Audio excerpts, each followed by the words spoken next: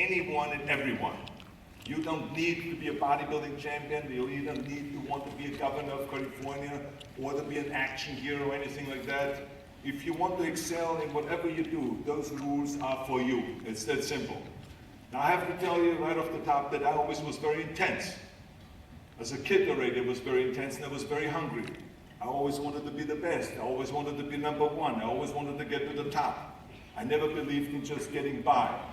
Now, I have nothing against people that just want to get by, because I think there are many roads to happiness, but I think that we all here like to be successful and we are driven. So that's why those rules apply to you.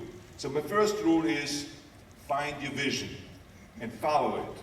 You see, I think it's the most important thing that we have a very clear vision of where we go, a goal, where do we go? Because you can have the best ship in the world. You can have the best cruise liner, but if the captain does not know where to go, that ship will drift around the world and out there at sea and will never end up anywhere. And this is exactly the way it is in real life. If you don't have a goal, if you don't have a vision, you just drift around. You're not going to be happy. This is why it is so important to have that vision. Now, I created that vision in Austria, because I grew up after the Second World War. Austria, right along with Germany, lost the Second World War, thank God. And the problem was that everyone was so depressed because they lost the war that there was alcoholism everywhere. There was, of course, depression. There was a terrible economic situation. There was famine. There was starvation and all those things. And also it was kind of a little place and narrow. I felt kind of, I wanted to get out of there. I wanted to escape. And I couldn't see myself really to work there and to stay there, to work in a factory, to work in a farm, or to even to follow my father's footsteps and to become a police officer. I couldn't see that either. As a matter of fact, that's what my parents wanted me to do.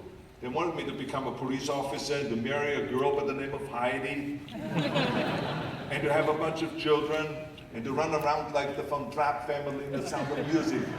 But that's not what I saw. This was the vision of my parents, but not mine. And luckily, one day in school, I watched a documentary about America. And I found myself, I knew exactly that is where I wanted to end up. I wanted to be in America.